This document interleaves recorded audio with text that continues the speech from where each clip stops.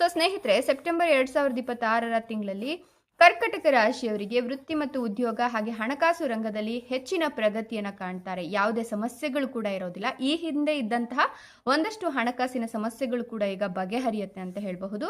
ಇನ್ನು ಈ ಒಂದು ರಾಶಿಯವರಿಗೆ ಅದೃಷ್ಟದ ಬಣ್ಣ ಯಾವುದಪ್ಪ ಅಂತ ಹೇಳಿದ್ರೆ ಗಾಢ ನೀಲಿ ಮತ್ತೆ ಹಳದಿ. ಈ ಎರಡು ಬಣ್ಣಗಳು ಕೂಡ ನಿಮಗೆ ಯಶಸ್ಸಿನ ಸೂಚಕ ಅಥವಾ ಶುಭ ಸೂಚಕ ಅಂತ ಹೇಳಬಹುದು.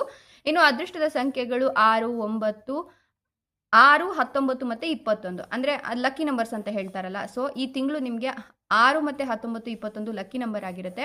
ಏನಾದರೂ ಕೆಲಸ ಕಾರ್ಯಗಳನ್ನು ಆರಂಭ ಮಾಡಬೇಕು ಅಂತ ಹೇಳಿದ್ರೆ ಈ ತಿಂಗಳ 30ನೇ ತಾರೀಕು ಅಂದ್ರೆ ಈ ತಿಂಗಳ ಕೊನೆ, ಮತ್ತೆ 18ನೇ ತಾರೀಕು, 23ನೇ ತಾರೀಕು ಈ 3 ದಿನಗಳಲ್ಲಿ ನೀವೇನೇ ಕೆಲಸ ಕಾರ್ಯಗಳನ್ನು ಶುರು ಮಾಡಿದ್ರೂ ಕೂಡ ಅದು ಪ್ರಗತಿಯತ್ತ ಸಾಗುತ್ತೆ. ಸೊ ಶುರು ಮಾಡಿ.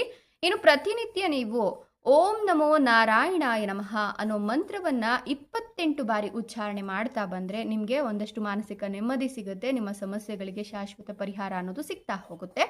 ಧನ್ಯವಾದಗಳು.